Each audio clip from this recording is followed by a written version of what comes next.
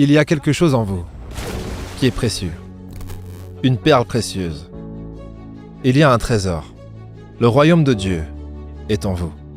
Si seulement nous pouvions le découvrir. Ce discours n'est pas un discours, mais c'est une masterclass. Imaginez escalader une énorme montagne. Tout ça pour vous asseoir et écouter un vieux sage au sommet. Eh bien, c'est ce qui va se passer dans cette vidéo avec Anthony de Mello, un psychothérapeute et guide spirituel, pas comme les autres. Je vous propose de vous asseoir confortablement et laisser cette vidéo transformer votre vision de la vie. Le monde est plein de tristesse. La racine de la tristesse, c'est le désir. L'éradication de la tristesse est l'absence de désir. Je désire toutes sortes de choses, mais je n'ai désespérément besoin de rien. Si ce désir n'est pas comblé, je serai tout à fait heureux. Parfois les gens disent, si tu n'as aucun désir, tu ne réaliseras jamais rien. Si tu n'as aucune ambition. Ça me rappelle cet homme qui se tenait debout sur une estrade et dit « Je suis né anglais. Je vivrai anglais et je mourrai anglais. » Et un Irlandais dans la foule cria « Mais n'as-tu donc aucune ambition ?» Pour tout dire, l'ambition, c'est l'une des idées par lesquelles nous avons été endoctrinés. Ils nous ont dit « Si tu n'as pas d'ambition, tu ne feras rien. » Ils ont oublié qu'il y a tant d'énergie et tant de plaisir à travailler, alors que l'ambition apporte de l'attention.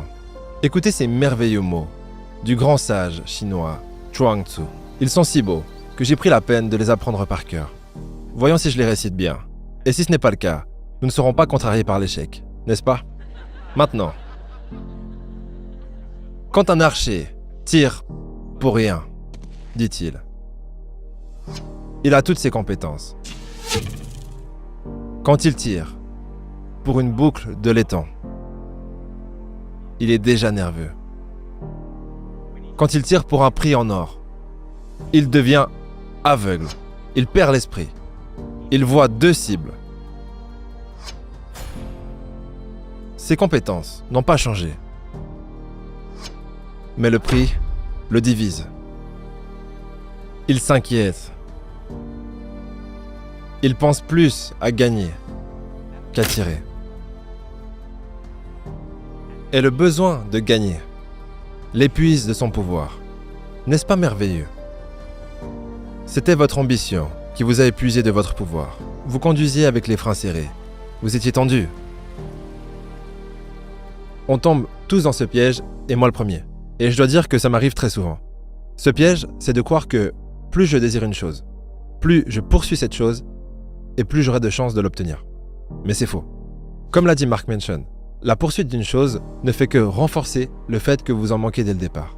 Plus vous voulez désespérément être riche, plus vous vous sentez pauvre et indigne, quelle que soit la quantité d'argent que vous gagnez réellement. Du coup, la question c'est comment obtenir ce que l'on veut sans essayer désespérément de l'obtenir. Par exemple, comment devenir riche si j'accepte d'être pauvre? Ce qu'il faut comprendre, c'est que d'accepter une expérience négative, c'est une expérience positive. Mais se battre contre une expérience négative, eh bien, ça reste une expérience négative. En gros, accepter vos circonstances actuelles ne veut pas dire que vous refusez qu'elles s'améliorent, mais que vous serez bien et en paix avec vous-même le temps qu'elles s'améliorent. Votre malheur est causé par quelque chose que vous avez ajouté. Cette addition provoque le malheur. Comment devenez-vous sain? Lâchez la maladie et vous serez sain. Personne n'obtient la santé. La santé n'est pas quelque chose, c'est l'absence de maladie. Les Chinois l'expriment si bien. Quand l'œil n'est pas obstrué, le résultat est la vue. Quand l'oreille n'est pas obstruée, le résultat est l'ouïe. Quand le palais n'est pas obstrué, le résultat est le goût. Quand l'esprit n'est pas obstrué, le résultat est la sagesse et le bonheur. Si vous pouviez abandonner vos illusions, vous seriez heureux. J'ai vu des gens en mauvaise santé, avec un cancer, souffrant de douleurs intenses. Savez-vous quoi? Ils sont heureux. Ils ne souffrent pas car souffrir signifie que vous vous battez. Souffrir signifie Combien de temps ça va durer? Vous savez un autre secret. Le moment présent n'est jamais intolérable. Ce qui est intolérable, c'est ce qui va arriver dans les 4 prochaines heures. D'avoir votre corps ici à 20h et votre esprit à 22h30, c'est ce qui cause la souffrance. Il y a une superbe histoire japonaise d'un homme qui fuit un tigre. Il arrive à une falaise et il commence à glisser le long de la falaise. Puis d'un coup, il saisit une branche d'arbre qui pousse sur le côté de la falaise. Il lève les yeux et voilà ce tigre qui le regarde. Et il n'y a aucun moyen de remonter. Il regarde en bas. Il y a une chute d'environ 3000 mètres. Et à côté de lui, il y a un buisson de baies. Les baies sont mûres. Alors, il en cueille une et la met dans sa bouche. Et elle avait un goût si sucré.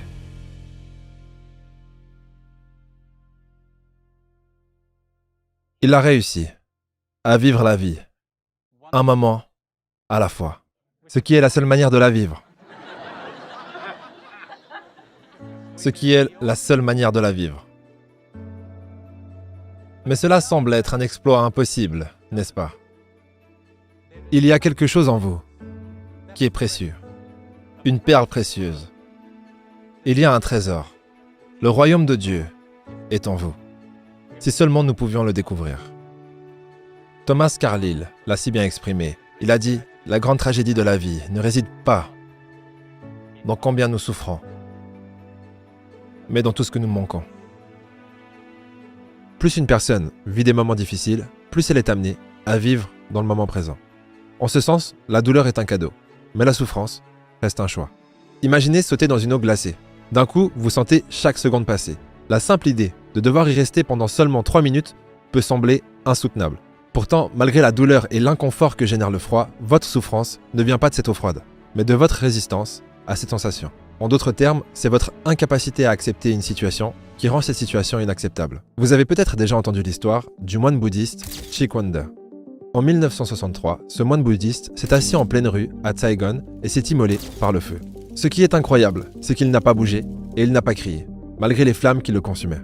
Imaginez 2 secondes, en plein milieu de la douleur physique la plus intense. Il est resté complètement calme et en paix. Cet acte est devenu un symbole puissant de résistance à l'oppression contre les bouddhistes. Même si cet exemple est extrême, j'essaie d'y repenser quand je crois faire face à des difficultés insurmontables. Et souvent quand je commence à paniquer légèrement. Laissez-moi vous donner une petite méditation. Pensez à quelqu'un dont vous avez besoin de l'approbation. Vous pensez en avoir besoin. Dont vous voulez désespérément l'approbation, dont vous voulez l'appréciation. Et voyez si vous pouvez comprendre comment devant cette personne, vous avez perdu votre liberté. Essayez ça. Je vous donne quelques secondes pour cela.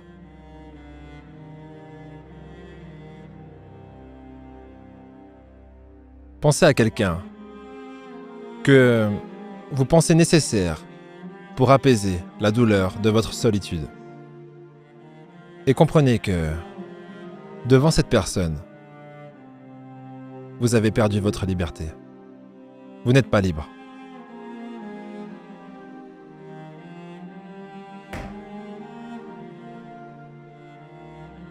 Vous n'osez plus être vous-même. Qu'est-ce que ça signifie de vivre comme un empereur, une impératrice? Vous savez ce que ça signifie? Ça signifie que vous n'avez plus à impressionner personne. Vous êtes complètement à l'aise avec tout le monde. Parce que vous ne désirez plus rien de personne. Alors, il faut juste que je clarifie cela. Bien sûr, vous désirez des choses des autres. Mais vous savez que la non-réalisation de ce désir ne vous rend pas malheureux. Pouvez-vous comprendre cela? Il y a 2 types de désirs. Il y a le désir dont le bonheur dépend de sa réalisation. Et il y a le désir dont le bonheur ne dépend pas de sa réalisation. Je vais au restaurant. Je dis « Avez-vous de la soupe aux champignons ?» Et ils disent « Non, nous n'avons pas de soupe aux champignons. » Vous avez gâché mon dîner. Je sors, sortons d'ici. Allons ailleurs. Avez-vous de la soupe aux champignons? Non. Qu'avez-vous donc? Que diriez-vous de la soupe aux légumes et au poulet? Eh bien, c'est assez bon. J'apprécierais ça aussi. Vous voyez, la réalisation de ce désir n'affecte pas votre bonheur. Vous êtes heureux avec ou sans. Comme le gars qui attend à la maternité. Et l'infirmière vient et dit « Voulez-vous un garçon ou une fille, monsieur ?» Il dit « Je voulais une fille. » Elle dit « Eh bien, j'ai une mauvaise nouvelle pour vous, c'est un garçon. » Il dit « C'est ok, c'était mon deuxième choix. » Vous ne pouvez pas casser le moral à ce genre de personne. Quand vous n'avez plus à vous défendre de quoi que ce soit, devant qui que ce soit, vous ne ressentez pas le besoin de vous excuser. Pouvez-vous imaginer ça? Vous ne ressentez pas le besoin de vous expliquer. Vous n'avez pas à impressionner. Vous n'êtes pas dérangé par ce qu'ils disent ou ce qu'ils pensent. Cela ne vous dérange pas. Vous n'êtes pas touché. Waouh. Maintenant l'amour va commencer. Pas avant. Parce que vous savez quoi? Tant que j'ai besoin de vous, je ne peux pas vous aimer. Tant que j'ai besoin de vous pour mon bonheur, je ne peux pas vous aimer. Une question importante est: comment pourrions-nous mieux prier? Pour cela, vous devrez peut-être réviser radicalement vos notions sur la prière. Laissez-moi commencer par vous dire ce que, selon moi, la prière n'est pas. Et peut-être que la meilleure façon de vous le dire est de vous raconter une histoire. Il y a cet homme qui vient voir un grand maître soufi. Et il dit au maître: « Maître, ma confiance en Dieu est si grande que je n'ai même pas attaché mon chameau au poteau dehors.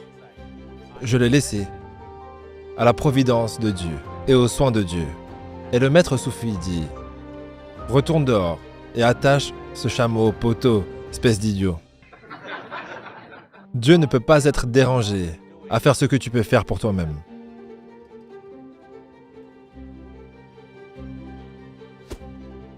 Je pense que c'est le bon moment pour parler des illusions liées à l'amour. Parler de prière, c'est parler d'amour. Car Dieu est amour. L'amour est divin.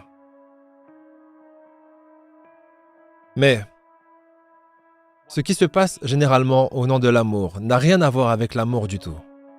Rien. Alors laissez-moi commencer par vous dire ce que l'amour n'est pas.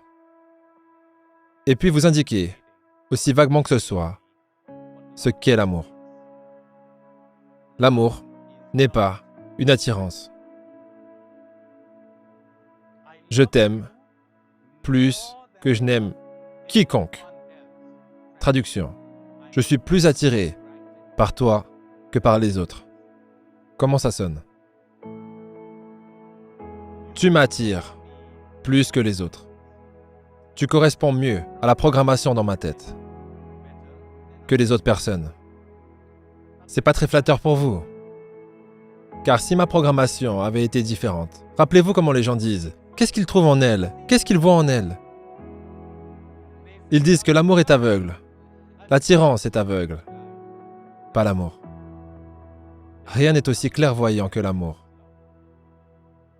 Tout ce processus de « je suis attiré par toi ».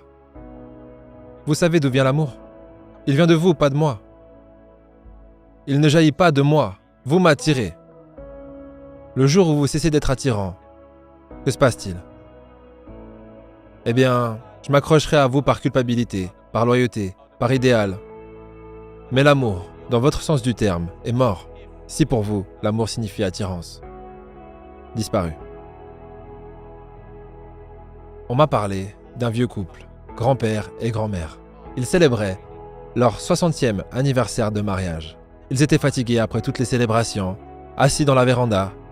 Et grand-père se sentit ému, vous voyez. Et il dit: « Grand-mère, je suis amoureux de toi. » « Quoi donc, grand-père ?» dit-elle. « Tu ferais mieux de parler plus fort, tu sais que je peux pas entendre sur mon appareil auditif. » Il dit: « Je suis amoureux de toi !» Et elle répond: « C'est bon, moi aussi j'en ai marre de toi. »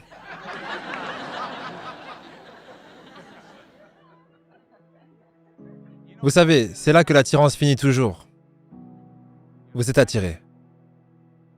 Si vous cédez à cette attirance, la gratification suit. Et après la gratification, la lassitude. Ou, si elle persiste, l'anxiété. J'espère pouvoir garder cela. J'espère que quelqu'un d'autre ne l'obtiendra pas.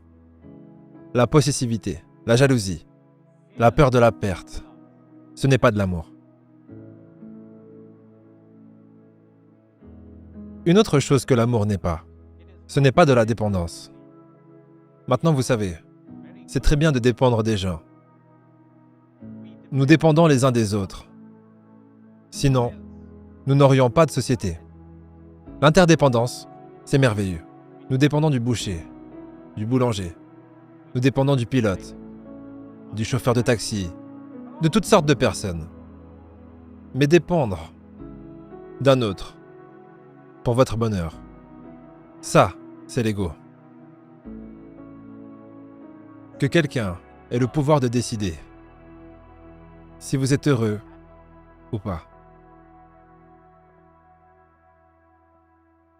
Si vous êtes dans cette situation, si vous donnez à quelqu'un ce pouvoir, vous serez craintif.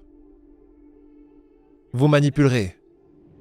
Vous ne pouvez pas laisser cette personne libre, car n'oubliez pas que votre bonheur dépend de cette personne. Vous êtes un fardeau. Parfois, vous avez deux personnes vides qui dépendent l'une de l'autre. Deux personnes incomplètes, dépendant l'une de l'autre. Deux dominos. L'un bouge, l'autre tombe. Est-ce ça l'amour? L'amour n'est pas l'apaisement de notre solitude. Les gens se sentent vides à l'intérieur et ils se précipitent pour combler le vide avec quelqu'un. Ce n'est pas de l'amour. D'ailleurs, ce vide, cette solitude, que tant de gens fuient, ils se précipitent dans toutes sortes d'activités, même sociales. Ils se réfugient dans le travail. Ils se réfugient dans les bras d'autres personnes pour apaiser ce vide, cette solitude. Le seul remède à cette solitude, comme je le dis souvent, ce n'est pas le contact avec d'autres êtres humains, mais le contact avec la réalité. Qu'est-ce que cela signifie? Si vous affrontez la solitude, vous pourriez découvrir qu'elle n'existe pas. Il n'y a pas de vide intérieur. Si vous affrontiez l'illusion dans laquelle vous avez été programmé par votre société, l'idée que vous avez besoin des autres, eh bien vous réaliserez qu'elle n'existe pas. Vous regardez un film, vous vous amusez énormément. Soudainement, à ce moment-là, vous n'avez besoin de personne.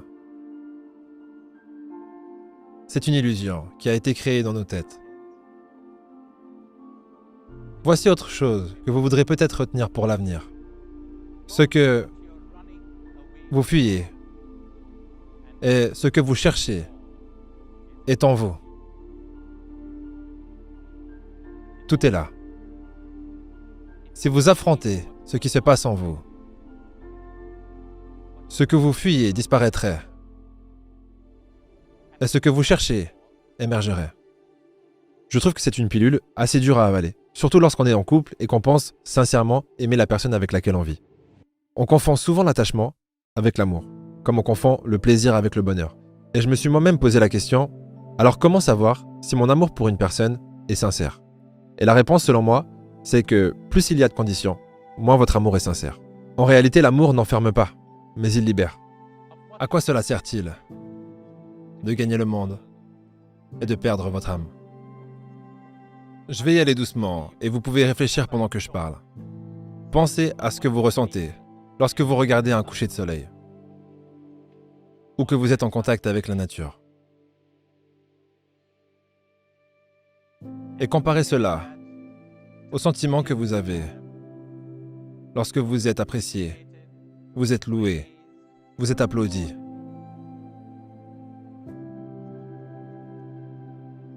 Le premier type de sentiment, je l'appelle un sentiment d'âme.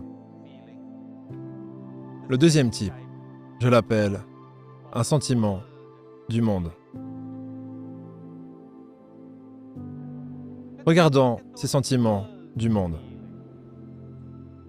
Ils ne sont pas naturels.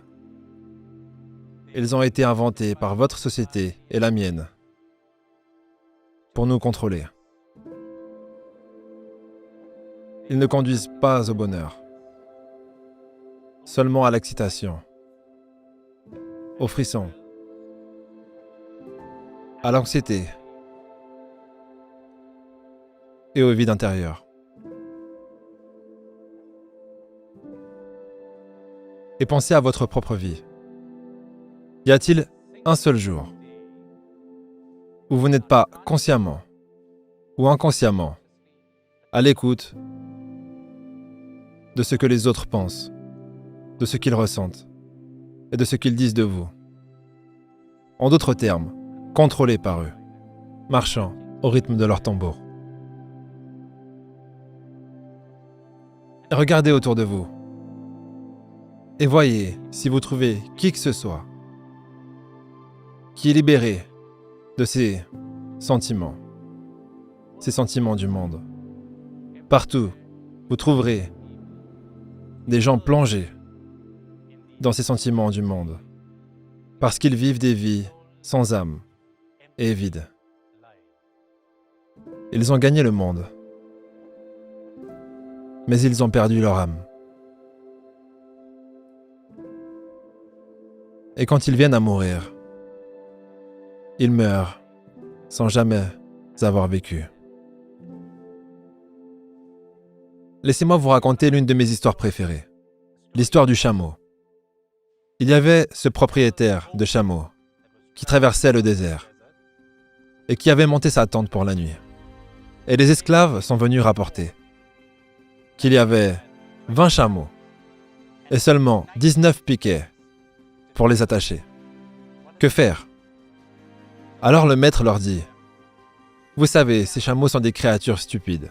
Simulez juste le geste d'enfoncer un piquet dans le sol et d'attacher ce dernier chameau à ce piquet. Et il restera là toute la nuit, ce qui est exactement ce qui s'est passé. » Le lendemain matin, lorsqu'ils quittèrent la tente pour partir, les esclaves vinrent rapporter que ce chameau refusait d'avancer. « Ah, dit le maître, vous avez probablement oublié de simuler le geste de le détacher. »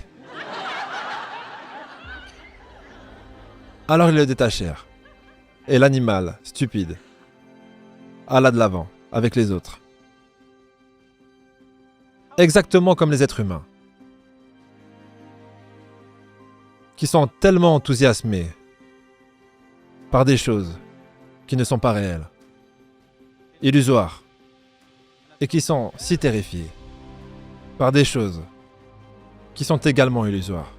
Le succès, l'échec, la critique, la bonne opinion des autres, comme je vous l'ai expliqué. L'autre jour, je voyageais des États-Unis au Canada. En traversant la frontière canadienne ou la frontière américaine, le pilote a dit: « Eh bien, nous sommes à la frontière américaine maintenant. Mais vous regardez par la fenêtre et c'est drôle, vous ne pouvez pas la voir. Vous rendez-vous compte que cela n'existe que dans votre esprit, qu'il n'y a pas de frontières dans la nature, que le fait d'être américain est seulement dans votre tête, qu'il n'y a pas d'arbres américains ni de montagnes américaines. C'est une convention pour lesquelles les gens sont prêts à mourir. C'est à quel point cela leur semble réel. Vous est-il jamais venu à l'esprit que le jour de Noël n'existe pas, sauf dans votre esprit? Dans la nature, il n'y a pas de jour de Noël, mais vous avez des sentiments de Noël.